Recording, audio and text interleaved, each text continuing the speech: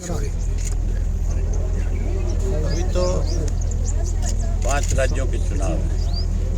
हरियाणा में तो चुनाव का 1 वर्ष बाकी है और लोकसभा का चुनाव भी मई में जाकर के होगा।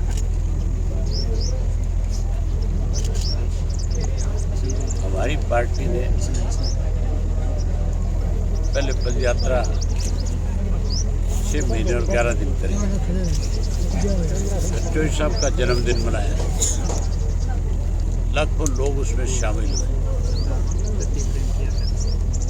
लाखों लोगों ने एक संदेश दिया पूरे प्रदेश और देश को कि आने वाला समय इंडियन नेशनल लोकदल पार्टी का है।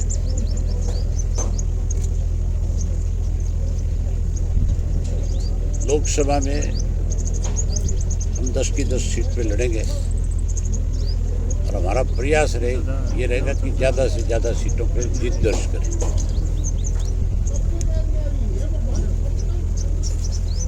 जहाँ तक सरकार की बात है,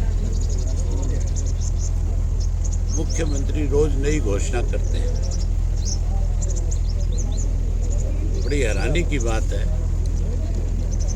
परसों मुख्यमंत्री का एक बयान आया कि मैंने जिला परिषद की और नगर परिषद के चेयरमैन जो थे उनकी सैलरी बढ़ा दी। उसमें भी मुख्यमंत्री ने भेदभाव किया। जिला परिषद के तो टोटल 22 चेयरमैन हैं, नगर पालिका और नगर परिषद के तो सैकड़ों की संख्या में है।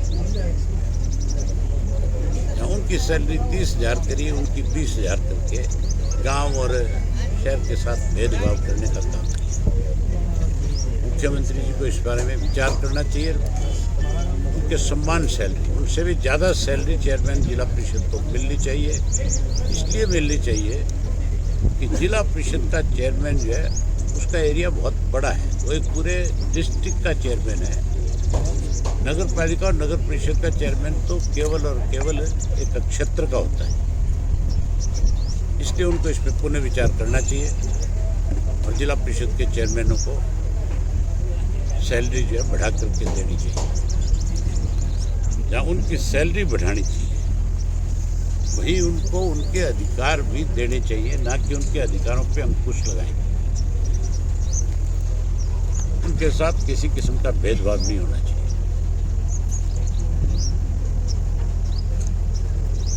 जो सरपंचों पे पाबंदी लगा रखी है, उससे आज हर काम के अंदर गांव की पंचायतों को दिक्कत आती है। मैं अनेक सरपंचों से मिलता हूँ, उनसे पूछता हूँ ग्रांट मिल रही है, कहते हैं कि हमें पता ही नहीं है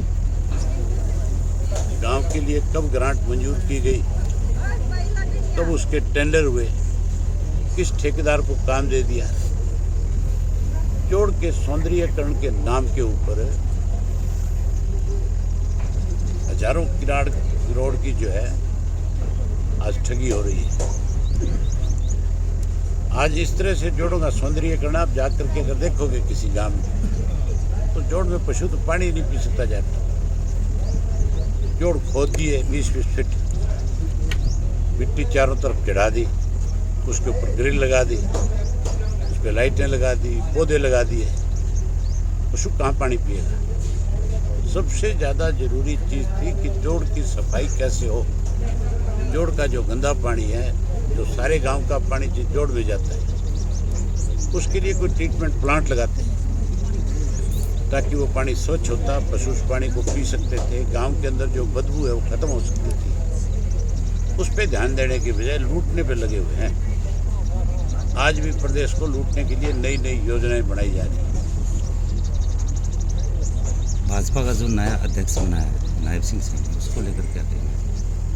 उनकी अपनी पार्टी के फैसले हैं, वो किसको अध्यक्ष रखें, किसको हटाएं, उनका काम है। सरकार के 9 साल पूरे हो गए हैं, अमित शाह भी यहाँ पे आ रहे हैं हरियाणा में। इस 9 साल के अंदर 9 बड़े घोटाले हुए। घोटाले तो बहुत हुए हैं, लेकिन 9 बहुत बड़े हैं। उन 9 की जांच कराए सरकार। धान घोटाला, आज भी लूट चल रही है। पिछले 9 वर्ष से लगातार किसान को धान के नाम पे लूटा जा रहा है। 250 से 300 रुपया तक एक किसान से नमी के नाम पे लिया जाता है पर क्विंटल, जो कई हजार करोड़ रुपया बनता है। उसकी जांच हो, शराब घोटाले की जांच हो, रजिस्ट्री घोटाले की जांच हो, एयरपोर्ट के नाम के ऊपर जो घोटाला हुआ है उसकी जांच हो, उसके साथ साथ सरकारी दवाइयों की खरीद में जो घोटाला हुआ उसकी जांच हो, जो तबादलों के नाम पे पैसा लिया जाता है और नौकरी के नाम पे पैसा लिया जाता है उसकी भी जांच हो। सीटी का पेपर भी लीक हुआ है। पेपर लीक जो है बहुत बड़ा घोटाला है, इसकी भी जांच हो। सिवाय घोटालों के इस राज में कुछ नहीं हुआ। मुख्यमंत्री तो अपनी उपलब्धियां गिनाता है बहुत सारी अलग अलग, हमने ये कर दिया, हमने ये कर दिया। मुख्यमंत्री जी ने बनाए हैं पोर्टल, और ऐसे पोर्टल बनाए हैं कि आज हर आदमी परेशान है उसको लेकर। उस पोर्टल से तुम भी परेशान हो कि नहीं हो? है? बोल के बताओ ना तुम। हाँ जी बिल्कुल जी। बोल के बताने में शर्म आवे? जो परेशान है वो तो बताना ही चाहिए। बिल्कुल ठीक। हरियाणा सरकार की सहयोगी पार्टी है, वो राजस्थान में चुनाव लड़ रही है, तो हरियाणा में उनका कहीं ना कहीं वजूद खत्म होता जा रहा है, इसलिए उधर जा रहे हैं। अभी तू खुद मानता है कि उनका वजूद खत्म हो गया इसलिए राजस्थान चले गए। वजूद खत्म हो गया यहाँ से, अब राजस्थान में गए हैं नई जगह तलाश करने के लिए, लेकिन वहाँ हालत यहाँ से भी ज़्यादा खराब हो जाएगी। झूठ और लूट की राजनीति ज़्यादा लंबे समय तक नहीं चल सकती। काट की हांडी एक बार चिढ़ती है, बार बार। उनका मामला साफ हो गया। आज उनके साथ कोई मतदाता नहीं है सफ़ेद कपड़े पहन के घूमने वाले कुछ लोग, लेकिन जैसे जैसे चुनाव नज़दीक आएगा वो सब भी उनको छोड़ करके आएंगे। कांग्रेस पार्टी आज तक अपनी अध्यक्षों की लिस्ट जारी नहीं कर पाई है। आप बार बार टाइमिंग दे रही है कि कब होगा, अब 3 दिसंबर दिया है। आप क्या? भूपेंद्र हुड्डा से पूछ, उनका अध्यक्ष है उससे पूछ, मुझे क्यों पूछ रही है बात? किरण आएगी उससे पूछना, शैलजा है उससे पूछ लेना, वो बताएंगे। कहीं ना कहीं ऐसा लग रहा है कि सरकार में भाजपा के जो सरकार के सहयोगी या सरकार के जो मंत्री हैं उनकी आपस में निबंधन है, क्योंकि अभी अनिल विज का भी ये बात आई थी सामने कि वो भी अपना स्वास्थ्य। अनिल विज ने 300 कुछ जो है आईओ सस्पेंड करें। उस अनिल विज से ये पूछो कि तैने एक वायदा किया था पुलिस के साथ कि हमारी सरकार बनने के बाद पंजाब के सम्मान वेतनमान दिलाऊंगा। उसके लिए कमेटी बनाई थी, क्या वो उस कमेटी वो क्यों नहीं किया?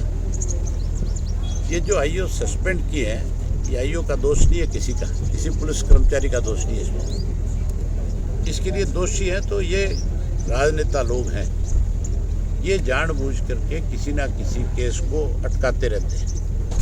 यही आईओ को मजबूर करते हैं, यही पुलिस अधिकारियों को मजबूर करते हैं कि आप इसको एक बार ठंडे बस्ते में डाल दें। आज उसी की वजह से उन सब का नुकसान हुआ है। पहले अपने आप को ठीक करो, फिर पुलिस को ठीक करने की बात सोचना। चौटाला साहब, जिस तरह SYL का मुद्दा वो चुनाव के समय ही क्यों ज़्यादा उछला जाता है? SYL का पानी ये सरकार नहीं ला सकती, ये मेरे से लिख करके ले लो आप। SYL का पानी आएगा जिस दिन इंडियन नेशनल लोकदल पार्टी की गवर्नमेंट बनेगी और हम सरकार के गेटवे में अंगूठा अड़ा करके पानी लेंगे, केंद्र के भी और पंजाब के भी।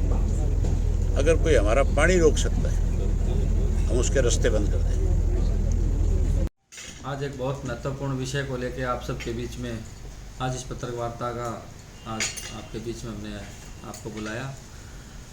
आने वाली 16 नवंबर को गांव रावड़दी के अंदर एक विशाल हाफ मैराथन का आयोजन हम करने जा रहे हैं, जो कि हमारे प्रेरणा स्रोत स्वर्गीय चौधरी सुरेंद्र सिंह जी की जयंती पर हम हर वर्ष करते हैं। अब की बार का जो कार्यक्रम है वो हमने युवाओं को जिस प्रकार से दौड़ लगाते हुए हमने देखा है, अपनी जीवन को सफल बनाने के लिए, रोज़गार पाने के लिए हमेशा दौड़ लगाते हैं रोड के ऊपर। तो अब की बार हमने ये हाफ मैराथन का जो नाम दिया है तो युवा अधिकार आप मैराथन का हमने इसको नाम दिया है, क्योंकि युवा जिस प्रकार से बेचारा पिछले 9 साल से पीड़ित है इस सरकार के अंदर, जिसको उसका उचित जो स्थान मिलना चाहिए, जो उसको रोज़गार मिलना चाहिए, जो उसकी मेहनत का उसको फल मिलना चाहिए, वो उसको नहीं मिल रहा। ये सरकार उनको वंचित रखने का काम कर रही है।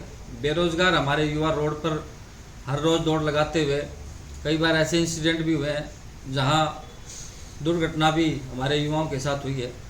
तो एक मुख्य उद्देश्य लेके हम ये कार्यक्रम करेंगे। चौधरी सुरेंद्र सिंह जी की जयंती है, उस उपलक्ष्य पे हम उनको एक संकल्प दिवस के नाम पे हमने ये कार्यक्रम रखा है। एक सम्मेलन भी उस दिन रखेंगे। और विशेष तौर पर क्योंकि जिस प्रकार आपने देखा पीछे हमारे अग्निवीरों के नाम पे जिस प्रकार से खिलवाड़ हमारे युवाओं के साथ ही सरकार ने किया, युवाओं ने रोड पर उतरकर इसका भरपूर विरोध भी किया। पूरे देश के अंदर इसका विरोध हुआ, लेकिन इस सरकार ने बिल्कुल उन युवाओं की नहीं सुनी। आज वो समय है कि इस सरकार को चेताने का समय है। अब ये सरकार जाने वाली है, कुछ महीने की ये सरकार है। इस भारत सरकार ने जिस प्रकार से युवाओं को ठगने का काम किया है, जिनके साथ खिलवाड़ करने का काम किया है, तो यही एक उद्देश्य है कि युवा इस मुहिम के अंदर आगे आएँ और मजबूती से इस सरकार के खिलाफ खड़े होकर ये दौड़ लगाएं। संकल्प दिवस का दिन है, हम संकल्प भी लेंगे उस दिन, क्योंकि जिस प्रकार से नशा इस प्रदेश के अंदर फैल रहा है, आपने देखा होगा पंजाब के अंदर आम आदमी पार्टी की सरकार होने के बावजूद वो किसी प्रकार से उस नशे के ऊपर अंकुश नहीं लगा पाए, और वो नशा अब हरियाणा में भी फैलने लगा है। तो उसके खिलाफ भी एक मुहिम हमारी होगी। पीछे सरकार ने भी अपनी कोशिश की थी, लेकिन सरकार फेल हो चुकी है इस मामले में। तो ये सभी मुद्दे लेके हम जाएंगे। अग्निवीरों के साथ जिस प्रकार से खिलवाड़ किया गया, बेचारों ने भर्ती जरूर देखी, लेकिन अभी पीछे एक बहुत बड़ी घटना इस पूरे देश को शर्मसार करने वाली थी, जब अग्निवीर हमारा शहीद हुआ और उसको किसी भी प्रकार का सम्मान इस सरकार ने नहीं दिया। तो ये हर व्यक्ति को पीड़ित करने का काम इस सरकार ने किया है। हमारे दिल में आज ये पीड़ा है कि 4 साल की नौकरी का खिलवाड़ सरकार इन युवाओं के साथ कर रही है, और उन युवाओं ने अपनी जान को दांव पे लगा के आज देश की रक्षा के लिए तब भी झोंक दिया, और उनको वो सम्मान भी नहीं मिला, तिरंगे का भी सम्मान नहीं मिला उनको। तो इसी मुहिम में हमने एक और मुहिम भी हमने चलाई है। मेरे दादरी क्षेत्र में जितने भी हमारे शहीद हुए हैं, जहाँ गांव में, जिस भी गांव में, उनकी प्रतिमाओं के सामने हम 50 फुट का तिरंगा लहराने का हम काम करेंगे। पहले क्रम में हमने पैंतावास गाँव में तिरंगा लहराने का काम किया था। अब दूसरी कड़ी में रावलदी गांव में जिस दिन ये हमारा कार्यक्रम होगा, हमारे 3 शहीद उस गांव के हुए हैं। कारगिल में भी हमारे गांव के शहीद हुए।